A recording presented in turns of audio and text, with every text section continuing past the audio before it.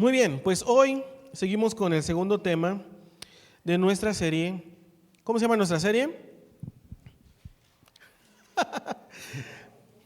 En Cristo. Está sencilla el nombre.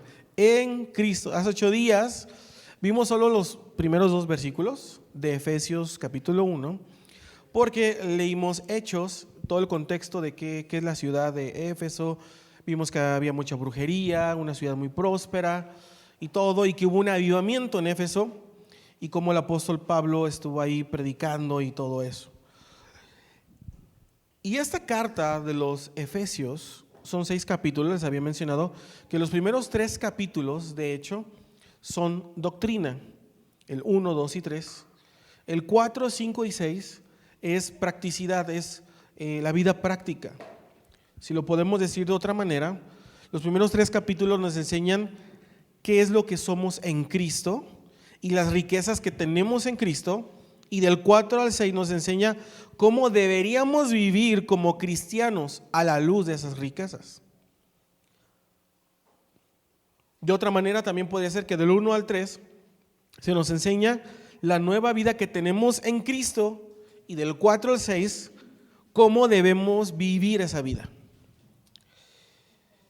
Entonces, ¿qué significa estar en Cristo? Porque la serie es en Cristo. Vamos, de verdad esa serie los voy a hartar de tanto que voy a decir en Cristo, pero Dios me habló que nos tiene que quedar bien claro qué es estar en Cristo. Yo te quiero dar una definición, pero muy general, muy sencilla, y vamos a ir creciendo en la revelación que es estar en Cristo semana tras semana. ¿Qué es estar en Cristo? ¿Qué significa? Cuando recibimos a Cristo, nuestra asociación con Jesús no es solo a nivel intelectual. ¿Qué quiere decir? Muchos dicen, ok, yo sé que Dios es mi Señor, y vienes a hacer la oración y te gusta la idea de la iglesia, te gusta la liturgia, te gustan los valores, y dices, me gusta esto, me gustan, son buena onda los cristianos, me gusta esto. Eso es a nivel intelectual. Eso no quiere decir que estás en Cristo. Estar en Cristo es que Dios me ha unido con Jesús de tal manera que lo mismo que le sucedió a Jesús es una realidad en mi vida. Una mejor forma de entenderlo es una rama que está pegada al tronco. Si una rama la quitas del tronco, se muere. Pero una rama que está pegada al tronco da fruto. Esa rama se nutre del tronco, depende del tronco, y así tú y yo, si estamos en Cristo, dependemos de Él, nos nutrimos de Él. Si estamos en Cristo, recibimos su misma vida, y ser cristiano es estar unido a Jesús. Otra manera de verlo es que antes, y yo eso espero que todos los que estamos aquí, y si no, pues para eso es la palabra de Dios. Antes estábamos en Adán, unidos a nuestro padre Adán, y por esa razón pertenecíamos a la humanidad caída. Ahora estamos en Cristo y pertenecemos a la humanidad redimida. Amén. Ahora, todos los seres humanos, como dicen aquí en México, hay de 2 sopas. O estás en Adán o estás en Cristo. No hay otra. Si no estás en Cristo, estás en Adán. Si tienes una relación con Adán, estás muerto espiritualmente. Estás en tinieblas, separado de Dios. Fíjate cómo lo dice Efesios, vamos todos a Efesios 2:12. Recuerden que en ese entonces ustedes estaban separados de Cristo, en otras palabras, en Adán, estaban en Adán, excluidos de la ciudadanía de Israel y ajenos a los pactos de la promesa, sin esperanza y sin Dios en el mundo. ¿Qué quiere decir? Que si tú estás en Adán, no hay esperanza para ti, no hay Dios. Estás separado de Dios, estás en tinieblas. Pero yo creo que estamos en Cristo. ¿Amén? ¿No todos dijeron amén? Ok, ¿qué vamos a estudiar el día de hoy? Vamos a Efesios capítulo 1. Vamos a leer, ahí acompáñame con tu Biblia, del 3 al 14. Y dice así: Alabado sea Dios, Padre de nuestro Señor Jesucristo, que nos ha bendecido en las regiones celestiales, con toda bendición espiritual en Cristo. Dios nos escogió en Él antes de la creación del mundo, para que seamos santos y sin mancha delante de Él. En amor nos predestinó para ser adoptados como hijos suyos por medio de Jesucristo, según el buen propósito de su voluntad, para alabanza de su gloriosa gracia que nos concedió en su amado. En Él tenemos la redención mediante su sangre, el perdón de nuestros pecados, conforme a las riquezas de la gracia que Dios nos dio en abundancia con toda sabiduría y entendimiento. Él nos hizo conocer el misterio de su voluntad conforme al buen propósito que de antemano estableció en Cristo, para llevarlo a cabo cuando se cumpliera el tiempo, reunir en Él todas las cosas, tanto las del cielo como las de la tierra. En Cristo también fuimos hechos herederos, fuimos predestinados según el plan de aquel que hace todas las cosas conforme al designio de su voluntad, a fin de que nosotros ya hemos puesto nuestra esperanza en Cristo, seamos para la alabanza de su gloria. En Él también ustedes, cuando oyeron el mensaje de la verdad, el evangelio que les trajo la salvación, y lo creyeron, fueron marcados con el sello que es el Espíritu Santo prometido. Este garantiza nuestra herencia hasta que llegue la redención final del pueblo adquirido por Dios para alabanza de su gloria. Oramos. Señor, te damos gracias en esta hermosa mañana. El día de hoy queremos escuchar tu palabra, queremos escuchar tu mensaje. ¿Qué es lo que nos quieres hablar? Háblanos, Dios. Que este día tu palabra pueda tocar nuestras vidas, pueda dar mucho fruto. Y gracias. En el nombre de Jesús. ¿Todos decimos? Muy bien. Para los que toman nota, el tema del día de hoy es las bendiciones del Padre. Pero antes de entrar a ese tema, quiero darte un poquito de contexto. Acabamos de leer del 3 al 14. Este párrafo nos enseña la manera en la que Dios nos ha salvado, nos ha rescatado. Y tú puedes ver que en este párrafo está la Trinidad involucrada.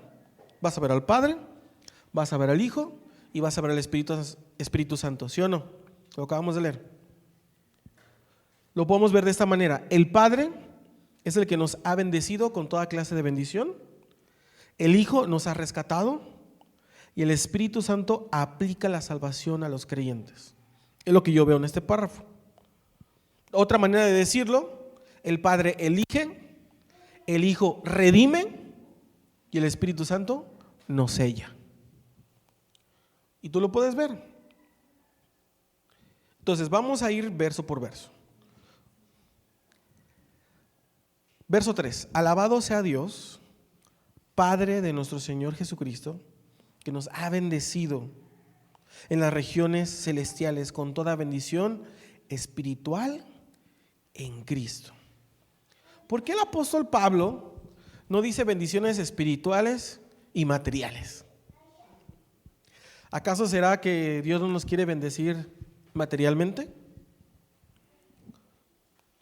Yo creo que sí, porque en la Biblia vemos que Jesús le decía a sus discípulos: no se preocupen, ¿qué van a comer? ¿Qué van a vestir? No se preocupen como se preocupan los que no están en Cristo.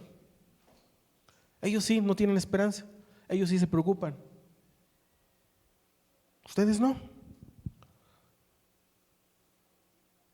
Pablo lo que estaba haciendo era un contraste, porque en el antiguo pacto, tú vas a leer en Deuteronomio, por ejemplo, vas a ver bendiciones de parte de Dios y vas a ver que dice: y si tú haces esto, Dios te va a bendecir esto, y si no, esa es la consecuencia. Y la mayoría de las bendiciones del antiguo pacto eran materiales, muy pocas eran espirituales. Entonces había un énfasis en lo material. Y para tú obtener una una bendición material en el antiguo pacto había un requisito. ¿Cuál creen que era? Obediencia. Si tú hacías esto, esta era la consecuencia o esta era la bendición. Obediencia. Pero lo que estaba haciendo aquí el apóstol Pablo, estaba haciendo un énfasis en las bendiciones espirituales. Y lo que estaba diciendo es que estas no las recibes por obedecer. No las recibes por obedecer. Estas bendiciones las recibes por estar en Cristo. En Cristo. Por su gracia, por su favor, por la fe en Cristo Jesús. Si tú estás en Cristo, recibes estas bendiciones. ¿Qué bendiciones?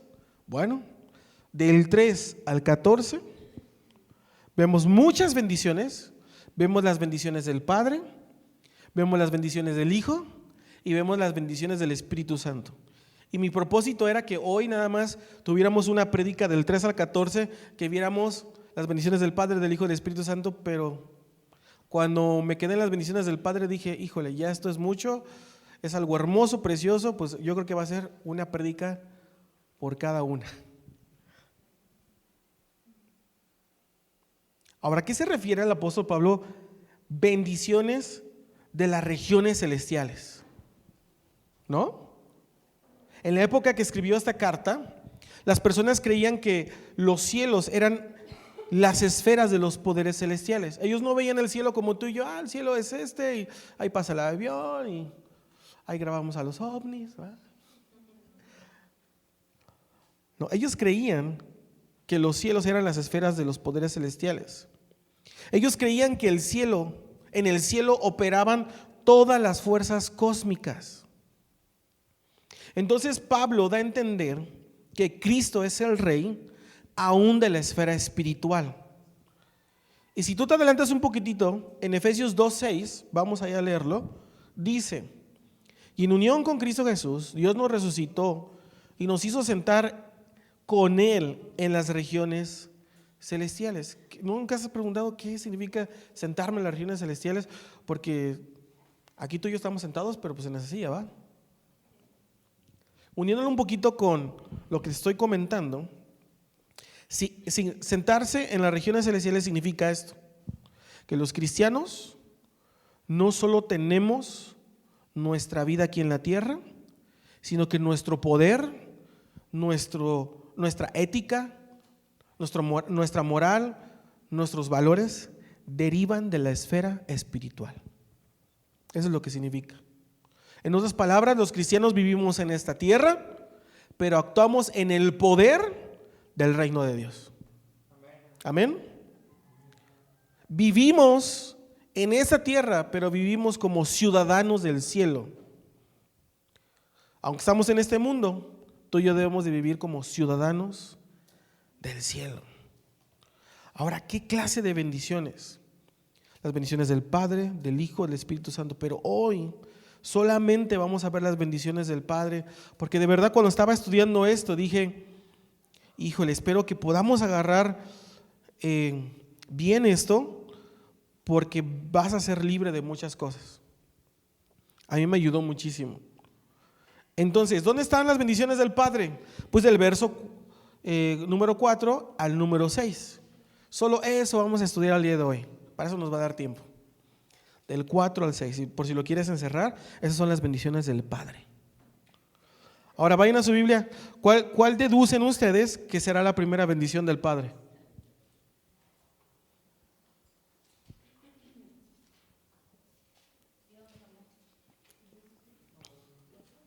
No, por ahí va. Según ahí el texto, el verso 4. Número 1, la primera bendición del Padre: Dios nos eligió. El Padre nos eligió.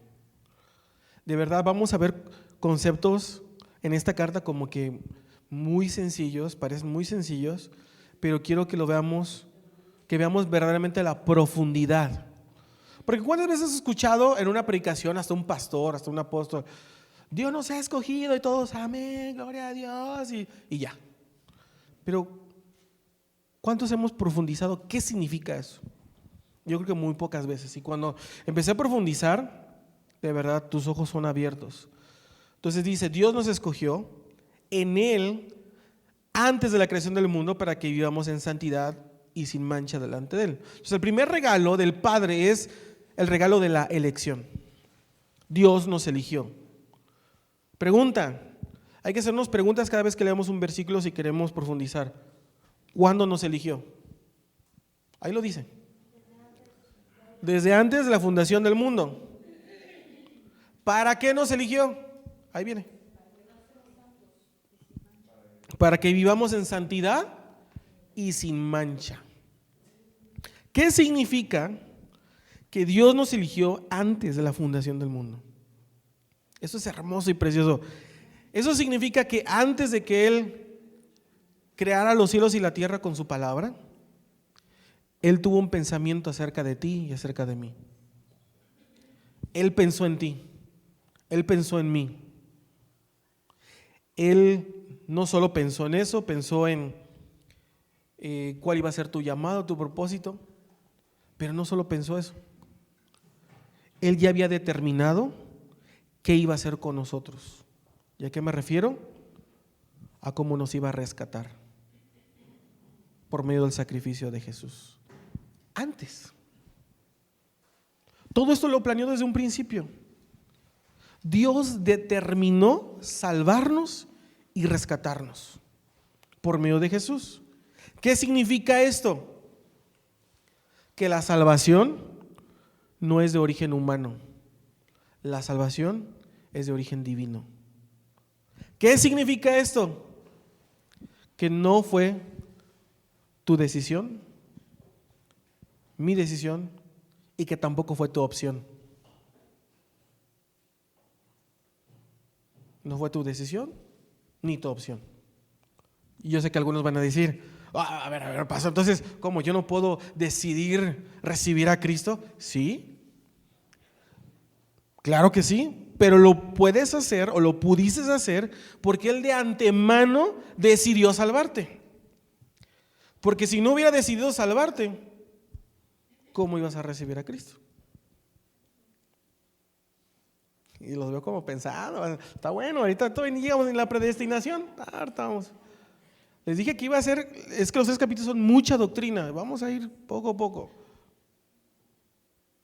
En otras palabras, no fue ni tu idea ni mi idea salvarnos, fue idea de Dios. Y no solo fue idea de Dios, también Él determinó el cómo lo iba a hacer. Él determinó el método. Iba a mandar a su hijo a morir en la cruz. Ahora sí, yo sé que los veo con cara de what, pero ¿qué implica esto? Y eso es hermoso. Que no hay ningún mérito en nosotros para que Dios nos elija.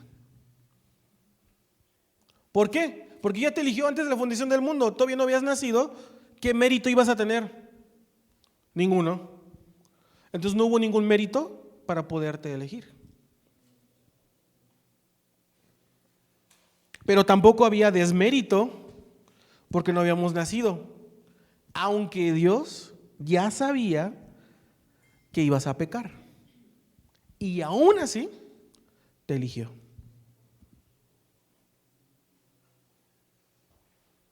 ¿No es grandioso? O sea, que Dios en su favor y en su compasión nos ha elegido. ¿Qué quiere decir? Que no había nada en nosotros tan bueno que hubiéramos hecho para que Dios nos eligiera. Dios, yo me porto bien, le echo ganas, yo oro, yo ayuno. Dios no te eligió por eso. O algo tan malo, tan horrible es que hice esto y aquello y yo creo que no, yo estoy descalificado. Esto es profundo porque, en otras palabras, no tengo que ganarme su amor. Porque Él decidió amarte. No tienes que ganar su aceptación. Porque Él ya te aceptó. Y no solo eso, no puedes merecerla. No lo merecemos. Porque es el libre acto de la voluntad del Padre salvarte y amarte. Y esto te debe de dar un descanso. ¿Por qué? Porque muchas veces, es que en la semana no haré nada. No, yo ya estoy frito. O al revés, no, y ahora le voy a echar ganas, y ahora sí le estoy echando ganas, y yo creo que ahora sí me voy al cielo, y yo creo que ahora sí Dios me ve con agrado y todo. Hagas o no hagas, Dios te ama. Dios decidió amarte. Ahorita vamos a entrar a otro tema, que yo sé que ya viene ahí la duda, ¿no? Ok, entonces no tienes que ganarte su amor, porque Él ya decidió amarte. Ahora, ¿para qué nos eligió? Ahí mismo está. Para que vivamos en santidad y sin mancha delante de Él. Cuando Dios te eligió para rescatarte, tenía un propósito. ¿Cuál era el propósito? Que vivieras en santidad, sin mancha. Pero ¿cómo podemos ser santos y sin mancha? Bueno, hay dos formas. Número uno, nuestra posición delante de Dios. ¿Cuál es esa posición? Lo vemos en Efesios 1:1. ¿Alguien que lo pueda leer? 1:1, fuerte. Uh-huh. Yo, Pablo, elegido por la voluntad de Dios para ser apóstol de Cristo Jesús, escribo esta carta al pueblo santo de Dios en Éfeso, fieles seguidores de Cristo Jesús. ¿Cuál es nuestra posición cuando estamos en Cristo? Según Efesios 1:1, somos santos y fieles. Pero si estamos en Cristo. Entonces, nuestra posición, por eso hace 8 días les dije, ¿cuántos santos hay aquí? Y muchos se pusieron así para que les pusieran su veladora. No. A ver, ¿cuántos santos hay aquí? Híjole, no los veo todavía convencidos. Si estás en Cristo, tu posición es que eres santo y eres fiel. Si no estás en Cristo, pues sí, preocúpate, ¿no? Como acabamos de leer, no hay esperanza, no hay Dios, no hay promesas. Ahora, pero hay otra forma de expresar la santidad. Aparte de nuestra posición, es lo que le llamamos santificación. Y la santificación es un proceso. Salud.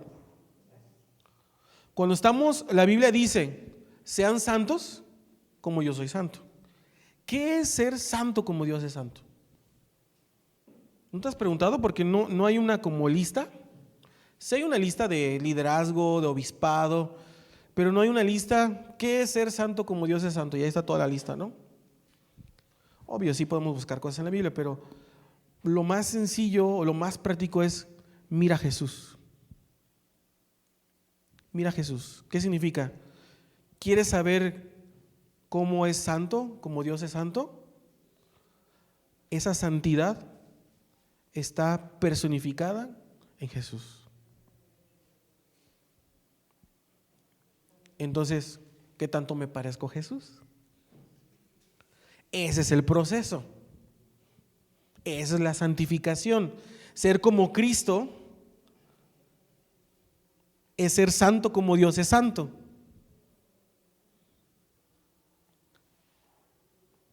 En este proceso, el Padre nos está llevando a ser más como Cristo. Entonces, si Dios nos llamó, también nos dio la capacidad para podernos santificar, pero en Cristo, no en tu carne, en Cristo, porque es imposible en nuestras fuerzas, es en Cristo. Nosotros no nos santificamos para que Dios nos elija, sino porque Dios te ha elegido, tú reflejas esa santidad.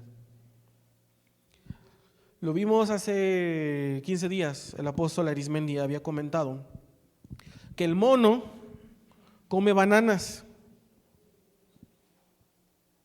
pero no come plátanos para que sea chango, porque es chango, come plátanos, ¿sí o no?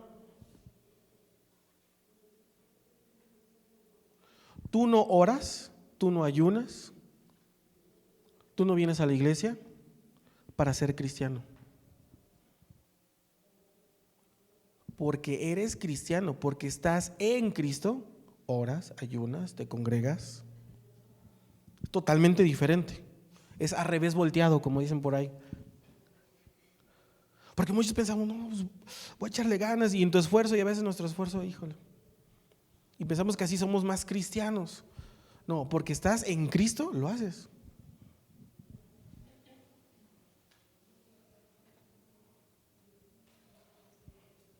¿Seguimos? ¿O ya la pasamos a la que sigue? Y a mí por eso le dije, híjole, yo quería hacer todo eso. No, no va a alcanzar en una prédica. Segunda bendición del Padre. Verso 5, ¿cuál se imaginan que es? Ahora sí quiero que pensemos, ¿cuál? 2, otra bendición del Padre es que nos adoptó. Te digo, son como conceptos como que básicos y los trabajamos y los decimos. Ay, ¿cuántos son de la familia de Dios? Y todos, amén. Pero no profundizamos, como hace rato el de que Dios nos eligió, ¿verdad? Porque hasta los vi así con el hámster, así, trabajando. ¿Qué me está diciendo, pastor? Está haciendo una herejía. En amor nos predestinó para ser adoptados como hijos suyos por medio de Jesucristo según el buen propósito de su voluntad. Hay una palabra ahí complicada, predestinar. Y no vamos a entrar en ese tema porque ese tema se ha debatido por años. Hay muchos teólogos, pero 2 teólogos famosos, Calvino y Armenio, que están en posturas extremas acerca de la predestinación, algo que se llama la doctrina de la predestinación. Pero yo te lo voy a poner algo súper sencillo, algo que me hizo descansar. ¿A qué se refería Pablo? Ahí te va. Esta palabra se relaciona con los creyentes, ¿ok? Es como si Pablo dijera: a los que Dios eligió, Él tenía el propósito de antemano hacerlos sus hijos. En otras palabras, nos eligió, por lo tanto, nos destinó de antemano ser adoptados. Ahora, ¿qué significa ser adoptado por Dios? Que ahora eres parte de su familia, que ahora eres hijo, hija de Dios. Y es que yo de verdad, esto lo hemos predicado y enseñado y suena así como que, sí, yo ya sé, soy hijo, soy hija. Ajá, pero no entendemos todo lo que implica. Porque mira, todas las bendiciones que vienen en su palabra no son para los esclavos, son para los hijos. La herencia es para los hijos, las bendiciones son para los hijos. Somos suyos, tenemos nuestra identidad en Él, en Dios, no en lo que dicen, no en lo que te comentan, no en lo que tú piensas de ti. Tu identidad está en Dios.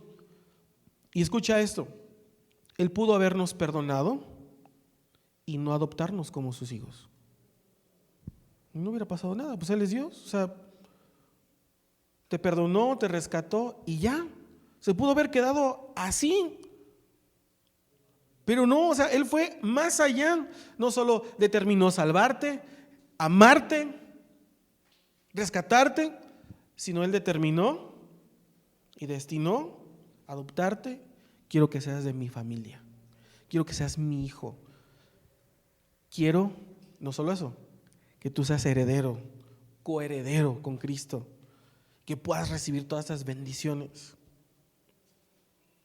Cuando somos adoptados por Dios, somos adoptados como adultos de una manera legal, no espiritual, porque cuando nacemos de nuevo somos bebés espirituales, pero legalmente cuando somos adoptados por Dios lo hacemos de manera adulta. En la antigüedad, por ejemplo, algunos adoptaban no a bebés, a personas grandes, adultas. ¿Por qué? Porque había emperadores, había personas que tenían mucho que heredar, pero no tenían descendencia. Entonces adoptaban, y no adoptaban bebés porque solo adultos podían recibir herencia. Entonces nosotros legalmente cuando nacemos de nuevo somos adoptados como hijos adultos. ¿Qué significa eso? Que desde el día número 1 que tú naces de nuevo, tienes herencia. Todas las bendiciones que vamos a estudiar son para ti desde el día 1, porque estás en Cristo.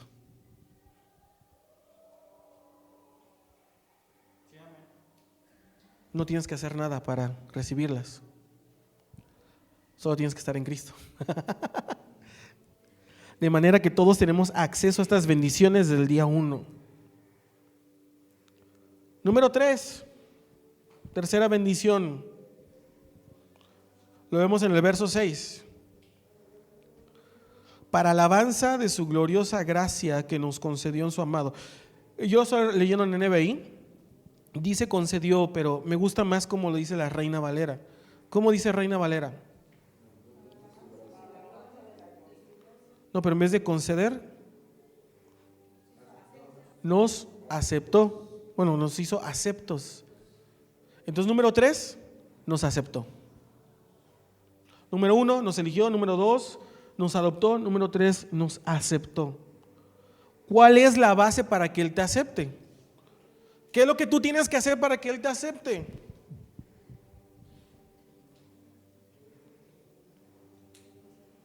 Nuevamente, Cristo. Estar en Cristo. En NTV dice, de manera que alabamos a Dios por la abundante gracia que derramó sobre nosotros a los que pertenecemos a su Hijo amado. ¿Qué quiere decir esto, amados? No hay nada que podamos hacer que Dios no nos acepte, y no hay nada que podamos hacer para que Dios nos acepte.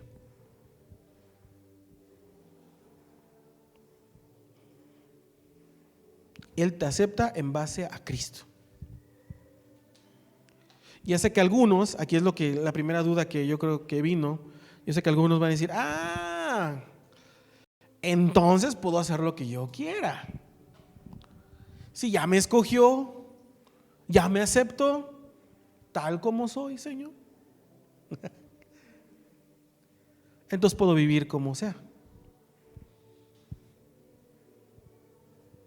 Si tú piensas así o vives así, lo más seguro es que no tienes una relación con Dios. Lo más seguro es que no estás en Cristo.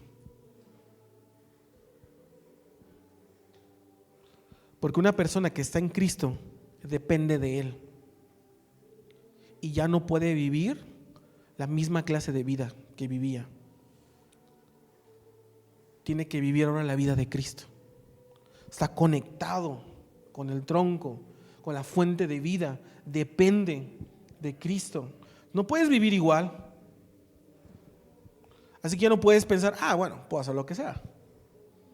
Si piensas eso, analiza si realmente has nacido de nuevo o si estás en Cristo, porque de verdad me impactó un pastor que predicó a una iglesia de años.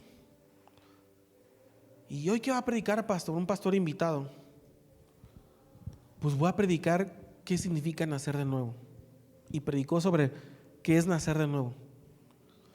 Y que pasaran todos los que no habían nacido de nuevo, que iba a orar por ellos. ¿Saben quién fue el primero en pasar? El pastor. Porque se dio cuenta que no había nacido de nuevo. El pastor. Porque muchas veces pensamos que nacer de nuevo es venir y decir la oración de fe. Señor, te entrego mi vida. Repite después de mí. Perdona mis pecados. Escribe mi nombre en el libro de la vida. Te reconozco como mi Salvador. Y regresas y eres el mismo. No naciste de nuevo. Hiciste una oración. Muchos pensamos que hacer esa oración ya es estar en Cristo. Anteriormente, si tú analizas, ¿cuándo viste a Jesús que dijera, a ver, da la oración de fe, haz la oración de fe, repite después de mí? No estoy diciendo que está mal que lo hagamos, yo lo voy a seguir haciendo, pero no significa que todo el que hace esa oración ha nacido de nuevo. No todo el que hace esa oración significa que ya está en Cristo. Eso se va a ver. el fruto se va a ver. Se va a ver, ah, mira, esa persona está en Cristo, aunque no haya hecho esa oración.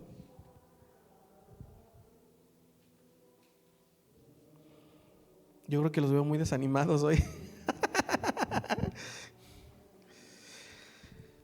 Fíjate lo que dice Deuteronomio 7, 7 al 8.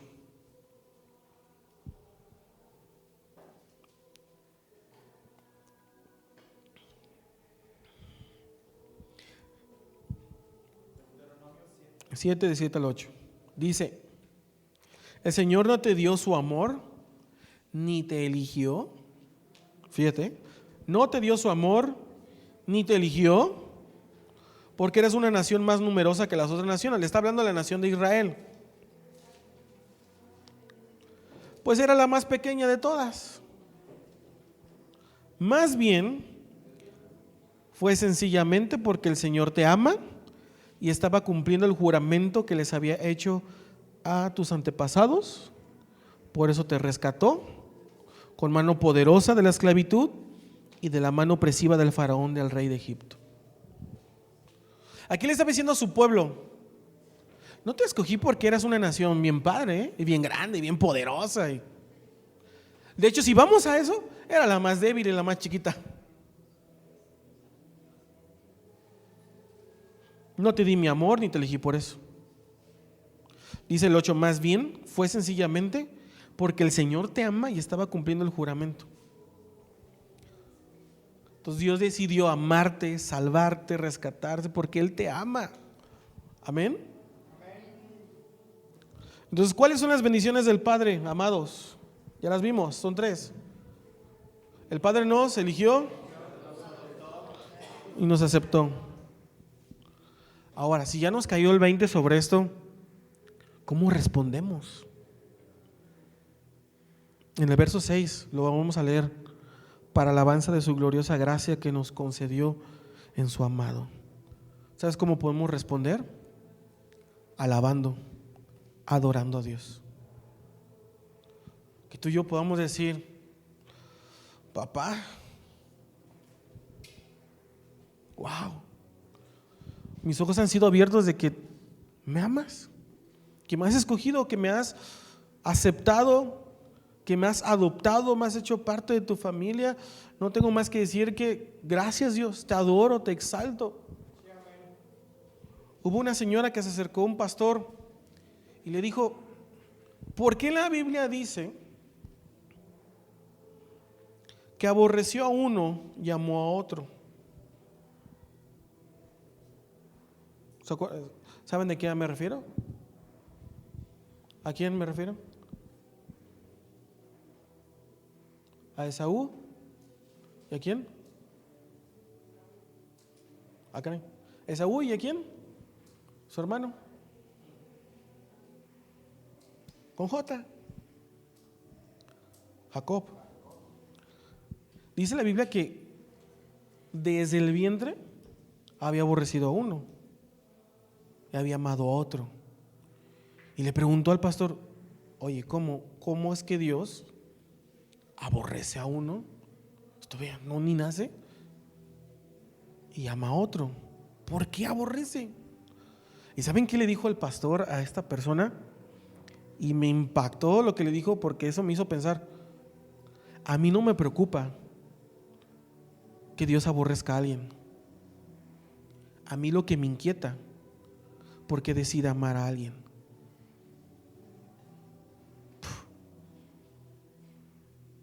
David lo dijo: ¿qué has visto en mí? ¿Qué has visto en el ser humano para que te fijes en él?